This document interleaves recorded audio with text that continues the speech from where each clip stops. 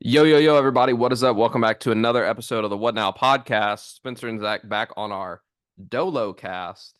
Back on the Dolo. What a do boo boo. That's right. So today, Zach and I, we're just catching up. Zach just came off of his bachelor trip. I was unable to make it. And Yeah. so If we were you if catching up on you're that. wondering if you're wondering why my voice sounds like this, you can blame it on Smells Like Teen Spirit and Sugar We're Going Down Swinging. Tough.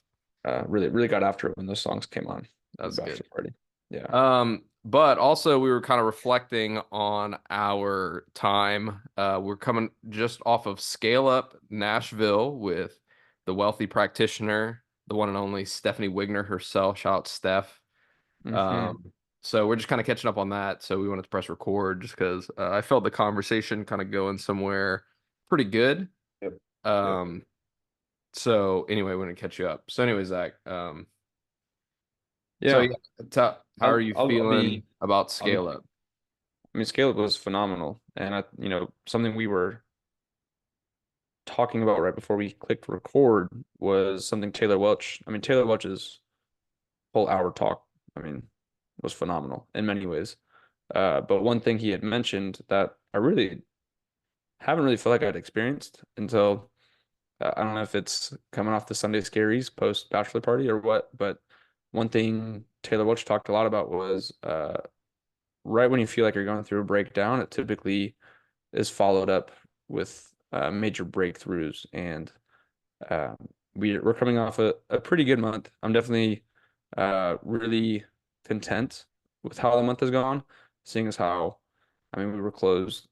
One, mindset wise, starting to really focus on the wedding, and energy goes where, or focus goes where energy flows, um, or whatever that saying The is. backwards one, yeah. Backwards. Yeah.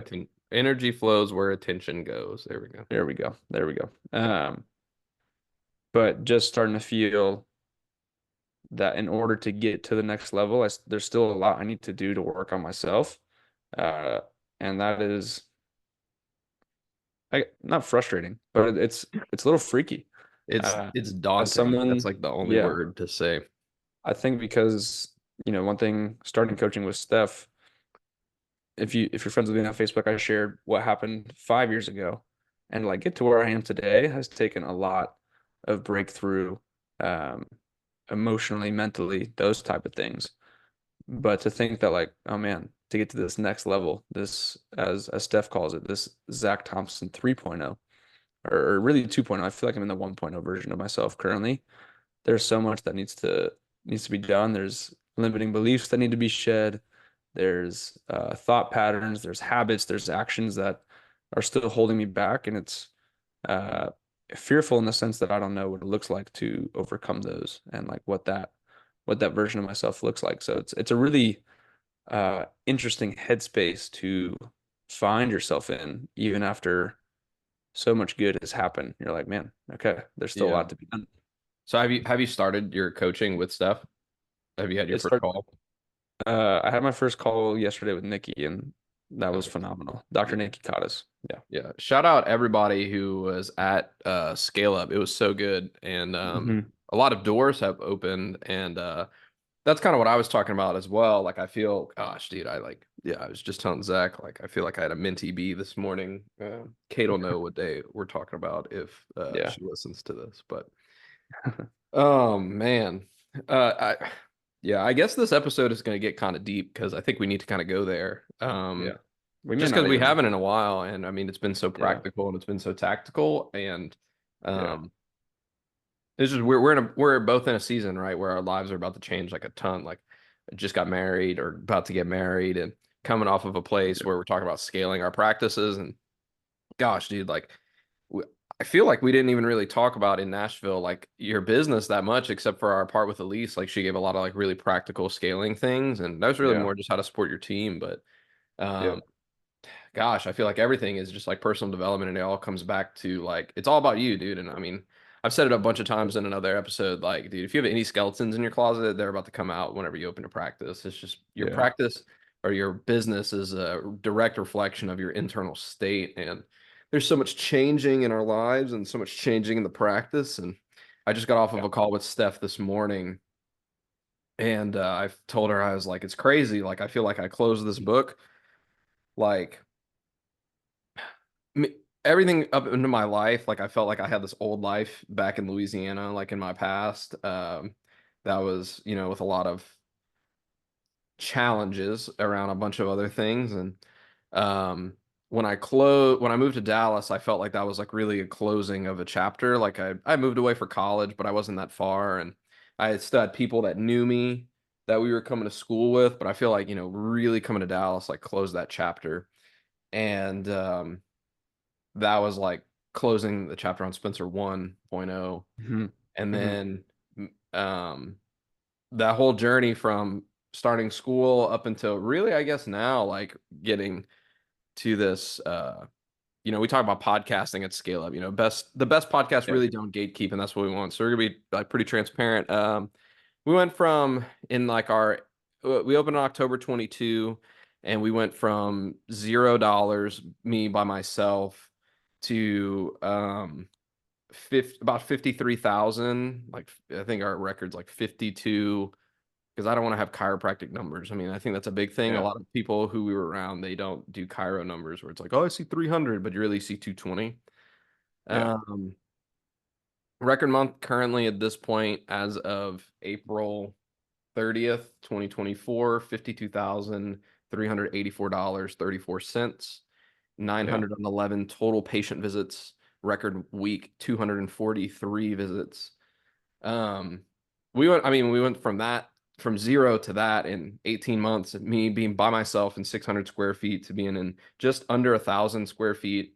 At least says it's 900. Don't really Hmm. know. But to be me, like from zero to me, Kate, two CAs interviewing for a third, and like, dude, it's just crazy. Like so much change. Yeah. Um, So yeah, Zach, everybody kind of like a bookmark into what your journey is before we kind of talk about our next chapters of self-development for our next launch. Yeah. I mean, I'm very similar, at least in the like very beginning, um, where it took me a little bit of time when I was in that once I moved to Dallas. So it was 2018. Went through a big depressive anxiety episode in 2019, and then really started to rebuild myself and who I am. Figured out where I wanted to be as a professional, um, but also as a leader, a future husband, a friend, those type of things. And then thought I was going to open with a franchise, opted to go my own route, also in October of 2022. And then in the span of 18 months by myself, we've gone from $0 to we've had a record month of 30,000, seeing anywhere from 140 to 150 a week. Um, and even that has felt uh, really, really awesome. And I guess that's the bookmark. I don't know if you wanted me to add more. It doesn't really matter. I'm just trying to give Yeah. people kind of perspective into Yeah. like terms of like where we're at. Um, because dude, in reality, everybody once they get to this point is gonna feel the way that we're feeling. And Yeah. this is where I was like, oh, we should press record. Yeah. What it feels like for me right now is, I don't know if you've ever been to a water park as a kid. You ever been to a water park? We don't have water parks in Connecticut, but I have been to one. Yes. Okay, so you've ridden a water slide before, right? I have in fact ridden a water slide. Yes. Okay, okay, I hope so. So, especially when I was younger, like I was always really terrified of doing new things because I was always super comfortable in like what was familiar. But I always wanted to do the new exciting thing. But I was always the kid that would get to the top of the stairs and then turn around because I didn't want to like follow through. Uh, Right? That was yeah. me. I was never the one to like jump headfirst into things, and I always wanted to be that kid, but I was like, oh, this isn't for me. So I'd be Yeah. so. Um, it would always I would like walk up, come down, walk up, come down, and Yeah. then so eventually I was just like, well, I'm just gonna have to do it. And Yep. um, but what it feels like right now in this chapter, like I was just got off a call with Steph, and it's kind of Uh, overwhelming in this sense because I feel like I've closed this chapter two in my life, like from birth till Parker, And then from Yeah. Parker through startup, like that was our kind of a second chapter of just development. Hmm. And I'm at this point where I feel like I'm like about to write chapter 3 of my life. And I'm just like staring at the blank page, like the episode in SpongeBob where he's like, I'm Yeah. writing, I'm writing, I'm writing. He gets the. But what it feels like and why it's so scary is like it's the first time you're on a water slide and you've never been there before and you're really young and you're like Yeah. kind of by yourself and you know that this is something that you want to do. You know it'll be okay at the end. You know it's going to be a fun time and like that's what you signed up for. But you get pushed down and it's like you're terrified at the launch. Like Yeah. or it's like a roller coaster, it's like you wait this whole time and you're like, yeah, I'm so jazzed up. And then it's time for you to get on the roller coaster and you're like, I don't know if I made the right Yeah. decision or not. And the guy buckles you in and then he's like, all right, good to go, buddy. Have fun. And like you just are looking at the guy on the platform that just strapped you in and you take off and you're helpless. And you know Yeah. that you're like under control, like not in control. And like what's crazy though is like this is like when I've been praying, um, when I've been praying at night and I've been asking God, like, hey, like, what do you want from me? Like everything has been like just cleanse, strip away everything that's not useful. For some reason, that's like the big prayer that's been coming back is just like wash me clean, give me a new slate. Everything that's not yours, like help me to release it. Let me no longer carry this baggage. And that's what it feels like because it's like, hey, you signed up for this and this is Yeah. what you asked me to do. And so here you go. Have fun. It'll all be okay. And like you Yeah. just have no idea what's going on. It feels like I you're think being like whipped around. one thing and I hopefully no one steals my idea once I publicly say it, but I think Spencer, you've probably heard me give the lesson on like the four postures of leadership. And I think that's really what we're talking about is the posture we're finding ourselves in.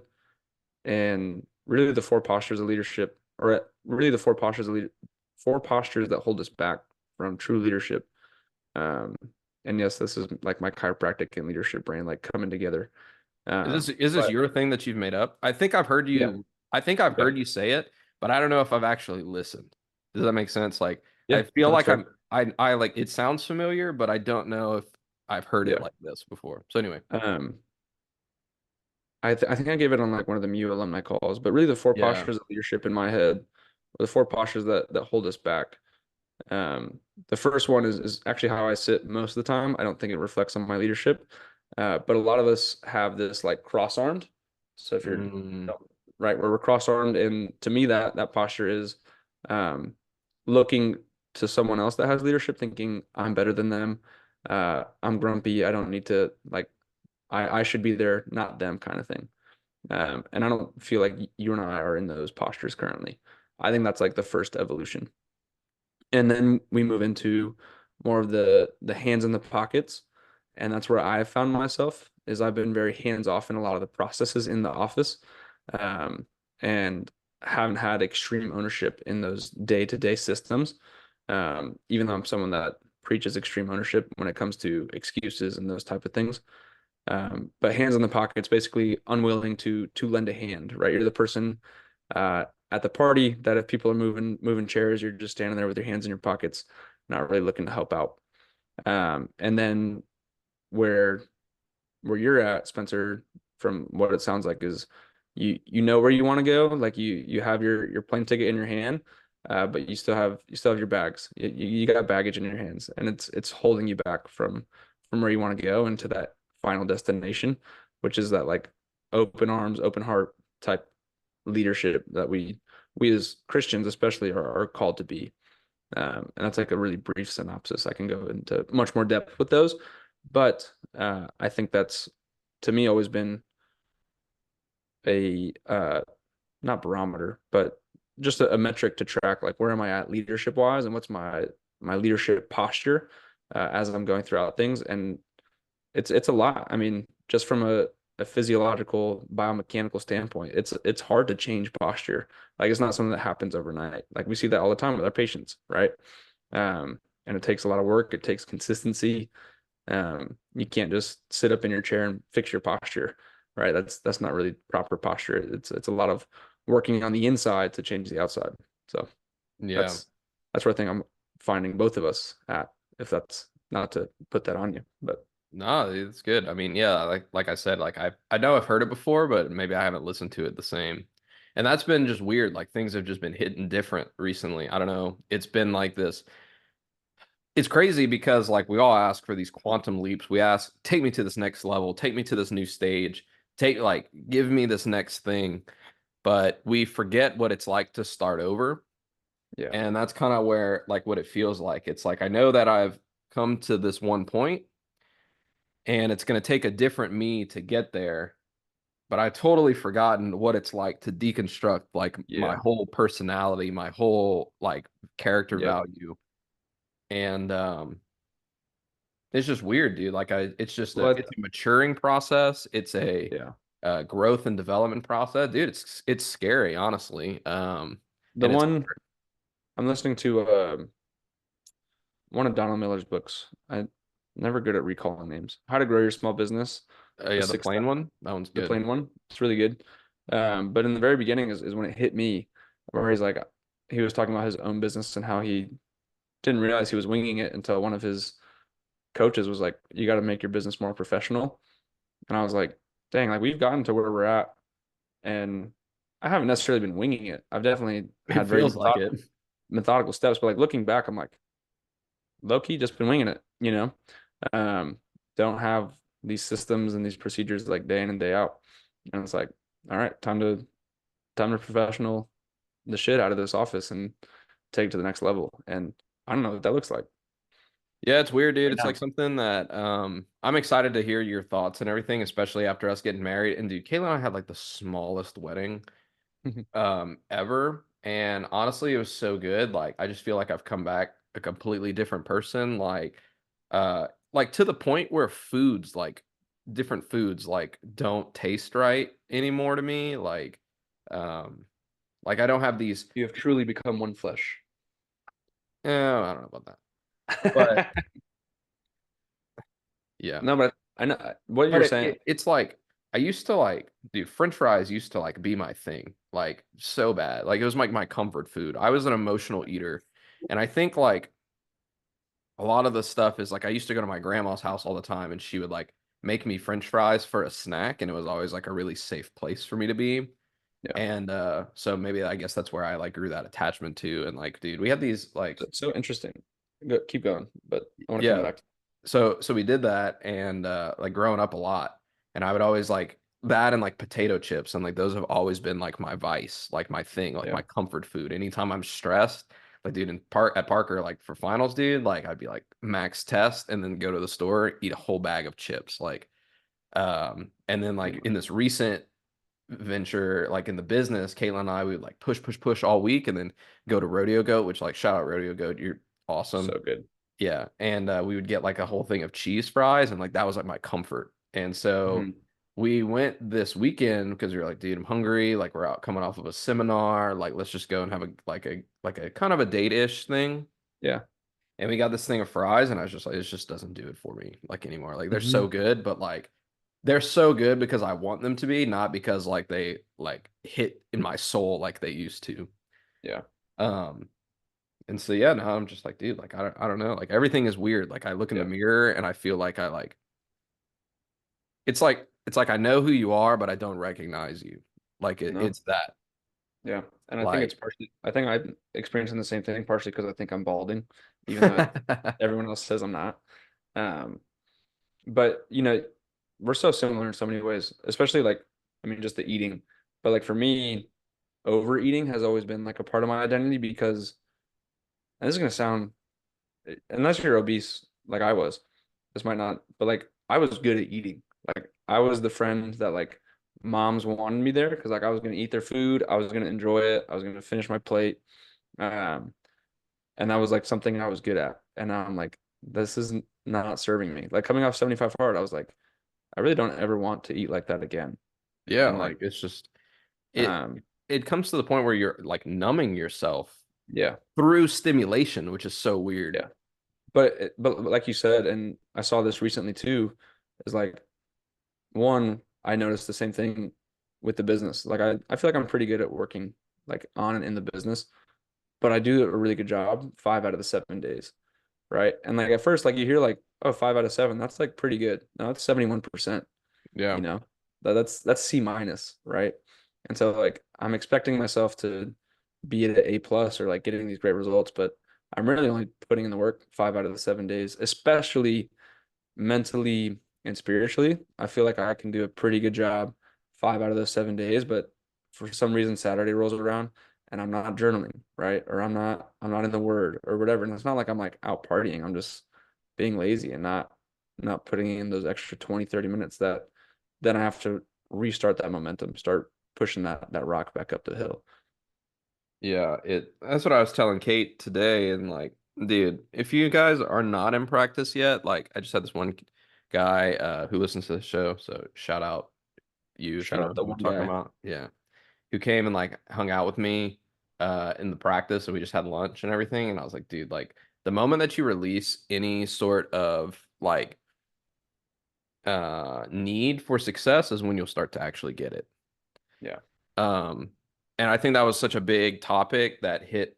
And actually, I didn't think that Taylor's talk hit like it did until it started to like marinate on me as I like just have been reflecting. It's been 2 weeks, like, Yeah. um, since I've been reflecting on all of that.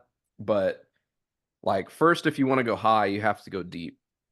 And Hmm. to go deep, and as I've been thinking about it more and more, like it starts to get even more expansive. Like to go deep, you don't have to just force something through the foundation that you have. You have to actually remove the foundation that you had to redig another one, right? Hmm. Everybody talks about like the parable of like the man who builds his house on the rock versus the sand. And what hit me this morning in like my men's group is like everybody thinks that like this rock that we're talking about is like some mountain that's like way higher than the level of the sand. But actually, like when you're on a beach, like since we just spent all this time like on the beach, most of the time the rocky parts are level with the sandy ground, right? Yeah. It's just a difference in the terrain. It's a difference in the resiliency. And it's because the foundations actually go way deeper. It's the whole iceberg thing, like that we talk about in chiropractic. Like it goes way deeper than you can see on the surface. Hmm. But I think a lot of times as Christians, like we go about like thinking about this, oh, this rocky foundation of like, oh, now that I'm saved and now that I have this faith, that my foundation is so much higher, but actually it has to be deeper, right? Like our belief in Christ doesn't lift us up above everybody else, but it gives us access to deeper places within ourselves because we can Yeah. access this other part of us. And I think that's like such a big thing is like, okay, like I have this new space and I have this new calling, like to dig my foundation, but I forget that I have to remove my old one. Yeah.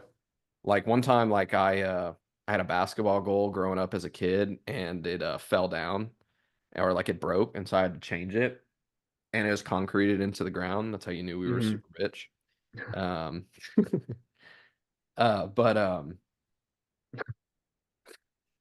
Well, anyway, I like took on this project of changing the basketball goal, and really the hardest part was not actually putting the goal together, but it was taking out the old piece of concrete that was broken and messed up and digging a hole that was deep enough and better to actually set up a new foundation for this new goal to where it wouldn't fall apart like the other one did. That was the hardest part, dude. And actually like I think if I serves me right, I think like this big block of concrete is like still at our house, like just chilling there. But It's pretty cool. um yeah, dude. I think like it's so tough for us to say like, oh, I want to go higher, but then we refuse to go deeper. Yeah. Um, and that was like a big What takeaway would from Scale Up. what would you say as you've spent the last 2 weeks reflecting, if you are here yet, but like what are 2 or 3 things, and you can go as vulnerable as you want, but like what are 2 or 3 things that uh Spencer 3.0 is or does or has that right now you cannot necessarily envision? Well, I think that's the thing is you don't actually move into the next chapter unless you have a vision to write it, Yeah. right? Like when you're an author, like I love Donald Miller and like everybody should be listening to Donald Miller because he articulates so well what it takes to write a story. And it's so cool because he takes like all of these really big movies and stories and books that everybody knows and he plays out, hey, these are the basic elements, right? Yeah, And so, like, I don't think that you actually turned into the new chapter unless you know how it's going to end, that's true.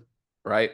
Until you know, like, this is my next level, until you know, like, this is my next thing, you actually don't know, right? Like you don't actually go on a trip. You don't actually like for us, right? We went to Nashville, right? We actually weren't going to Nashville until we bought the plane tickets, booked the hotel, right?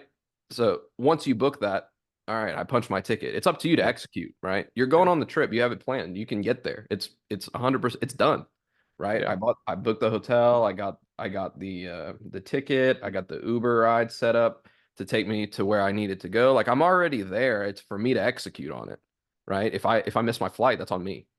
yeah. And so, um, yeah, like one of the biggest things is, dude, I need to like I think I've repostured my heart to learn how to forgive. Mm, Um, not just myself, really, well, really actually more myself. I think that I've like carried around like this chip on my shoulder for forever to like push and push and push and like prove that I'll be successful to hold up the standard for me to run away from stuff in my past that I necessarily might not have wanted in terms of like my financial status, my marriage, my relationships with other people, my family dynamic, whatever, the way that my body looks, like the way I treat people. I think I was more so striving to be a certain way to create a polarity from the opposite of what I want instead of actually just like living the way that God has called me to be. Like I'm going to be generous because I don't want to be the person that's greedy. Not I'm going to be generous because I call to be because I that's want yeah, to willingly give.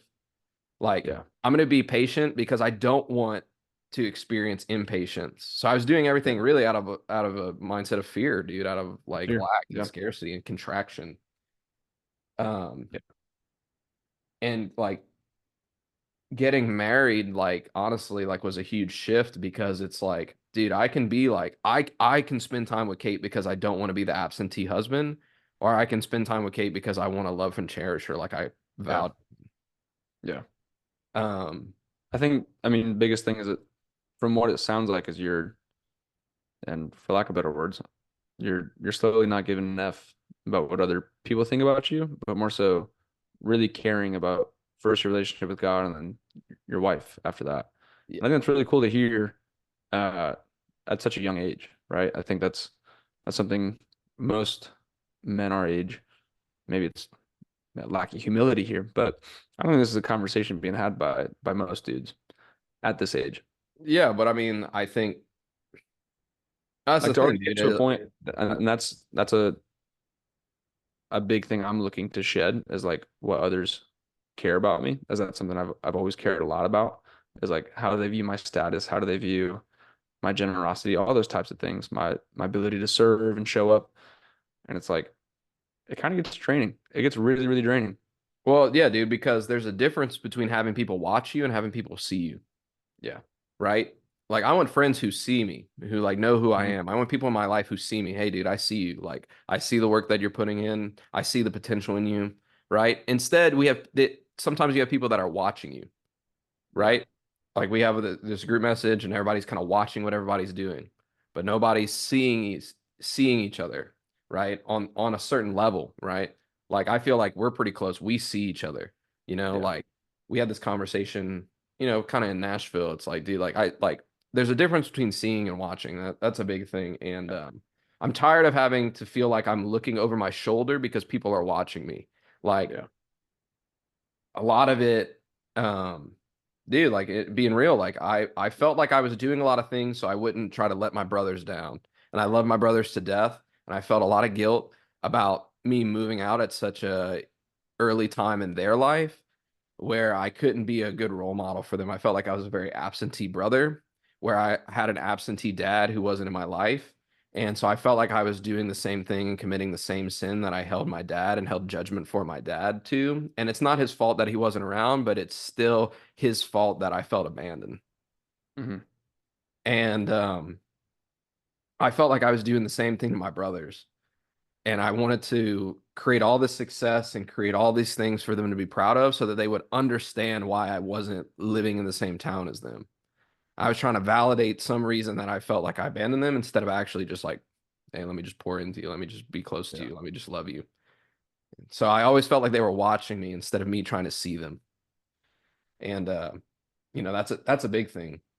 Um, I've only actually ever told that to Kate, really, like I feel like I abandoned them, so now I guess it's on the internet. But that's a big That's thing forever. too, dude, is like that's kind of weird. But um I feel like I have all this internal strength, but it's hard for me to externalize it because I don't want to seem like overbearing to people. And then, dude, honestly, after scale up, I was just like, bro, like if I'm gonna actually become who I know that I'm to become, I have to start sharing it. So that's like a slowly like work in progress. And I'm really good at it. I'm really good at relating to people, and I feel like I'm really good at drawing things out to people from my own personal experience and reflecting back things that people might need to hear that they don't know necessarily how to put words to. This is why I'm so good at drawing analogies and all those Yeah. things. But enough about me, man. How do you feel like you're being broken down so you can break through? Where is Zach's new chapter or current chapter coming to a close? And where do you feel like you're going to start writing a new one? Yeah, I think, I mean, first off, thanks for sharing all that. I know if anyone's listening still, um, that was a big breakthrough for you to share.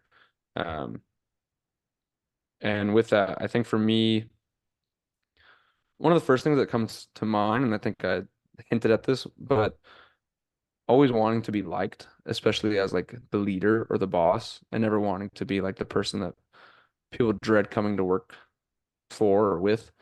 Um, but at the same time, that has caused hiccups in some sense where there's not uh, always the strong amount of respect that I feel is deserved or is necessary or teamwork or those type of things. And so shedding that need to be liked, especially by um, team members and employees, and more so being just a strong leader and holding a higher standard. Um, I know for one thing I can be guilty of, like in the office, and I think this gets reflected back is uh, if I have 20 minutes in between patients, I can just come in here and get on my phone and scroll Instagram or those type of things. And so team members, employees start to see that. And so they start scrolling or they just, stop working. Um, and then we get to our weekly meetings and it's like, oh, we got two of the five things we need to get done. Um, and we had quite a bit of time to get those done. So I think that's one thing that is no longer really, and this is where I struggle right now with the breakdown is like, I still want to be like the really compassionate and uh, kind, loving leader. But at the same time, it's like, okay, like need to draw that line in the sand rather quickly. Um, and so learning how to do that. And then another big thing is uh, more ownership, as I mentioned earlier, actually like dialing in and spending time to work on the business. Morgan and I were talking last night, just like our schedule the last year and a half. It's crazy. We've seen growth at all in our businesses, which we both have been blessed to see some amount of growth. But I mean, this time last year, her sister got married. So like for a whole month and a half before, Morgan was dealing with like being the maid of honor and doing that. And then we went right from her sister's wedding into 29 to 29, and then basically right from 29 to 29 into 75 hard. And so it's like, man, we're like, how many weekends in the last year or year and a half? How many weekends do we think we've had to like either decompress or like go spend 2, 3 hours together at a coffee shop? And it might be seven of those 52 weekends. Um, and so I think being more, not more better, that's not good English, but being better, being better with time, not just time management, um, but saying no more, I think is another big thing, and beginning to protect my own energy. I think that's something I noticed this past month that I have gotten better at is Wednesdays. Like we already cut back an hour on our Wednesday shift. We were going 9 to 12, or we were going 9 to 1, and it was just too long on Wednesdays. Like we would have patients come in at 11:30 and then 12:50, and that was like a consistent cycle. And it's like I think the people coming at 12:50 can come at another time. Um, and so just cutting back that hour, really trying to use those 3 hours in our lunch breaks as they're supposed to. Um, I don't think they're meant to just be grinding and like knocking out tasks. I realized as we start to scale and see more people, it's like, oh wait, no, there's a reason chiropractors have 3 hour breaks, and it's to put your feet up and like digest your food and maybe close your eyes for 20, 30 minutes because I would get to the afternoon shift and I'd be gassed, right? Just like so tired. Um, and that goes also with my side hustle that I probably should hang up the cleats there, uh, which I'm going to putting in my 2 weeks tomorrow. Um, but just starting to do a lot more things for myself, um, and slowing slowing down, Yep. uh, to really, I mean, go faster. Um, and when I say go faster, just scale the practice faster, um, because I am slowing down internally. Yeah, um to That was, wrap that up, here's a question. Where do you feel like um you have those things kind of have a foothold in your life? What do you feel like you need to release, or to where do you yeah. feel like you need to deepen to get that um I think it's progress? people. I think the big one is people pleasing, right? So two things I like reflecting back on what I just said between being like the kind, tender, loving leader versus like the strong, hold the standard leader. I was trying to people please employees and team members. And then by always saying yes to activities or hanging out with friends, or it was a fear that if I said no, it was a fear that if I said no, then I'd lose a friend, or we'd never be asked to go on a double date again, or you know, our family wouldn't like us because we said no one time. Yeah. But what ends up happening is we say no to really important people because we've said yes to a lot of unimportant things. Yeah. If you, I mean, if you don't want to share, then you don't have to, but, and so let me know if you're not comfortable with that. But where in your past do you feel like you've lost a relationship because you've said no? I don't know if I have. So I've always been a people pleaser. yeah. So yeah, I don't, I was just asking like, where do you think that Yeah. stems from? That's Uh, why like I think I like, don't know if I know, to be honest. kind of digesting like my whole thing about like me trying not to abandon my brothers. That's why I feel like I always show up to work. That's why like I Yeah. went on this one stint of like what I don't even know what it was, like 76 days in a row in the office. Feeling like because like I had this mindset of like if nobody else will, then I will. Who's gonna Yeah. show up if I don't? Who's going to carry the boats? Yeah, exactly. But I was trying to carry the boats plural by myself, Yeah. and I only am one person. I was growing a business and working on yourself and being super young and trying to figure out how to be married and trying to figure out a new way to live in terms of your mindset and everything. It feels like I feel like the Indiana Jones scene where you're like running away from this massive boulder that like but the temple never ends. It's like Yep. Temple Run, like the video game, right? Like there's this turn, then this turn, and this turn. And it's random every single time, every single day, and you're always running from it. And like you can never go faster, no matter how hard you try, and you can never get the boulder to slow down. Yeah. But it builds up faster and faster, and so like I mean that's operating from a place of fear. That's all it Yeah. comes down to is operating from a place of fear. And so I've started to like, I think the wealthy gardener is such a good asset because Yeah. it literally just teaches you how to think about your life, not just your business, because a business is Yeah. a reflection of your life. If you're Yep. like a zone freak, like I was, or like a zone lord, I don't know, whatever you want to call it, but like if you want to see what's going on in someone's subconscious mind, just look at their life and look at what's Mhm. going on in their physical life because your subconscious manifests in your physical. Yep. And yeah, dude, I just want to start to like I feel like Spencer 3.0 is just really intentional about what he plants in his garden, the way that he nurtures the selective plants that are there. And then I mean, until I have extra space in my plot, then I won't add anything to it. And Yeah. but it's a new season, and so with new seasons, after harvesting, you have to re-till the soil, you have to re-fertilize, you have to replant.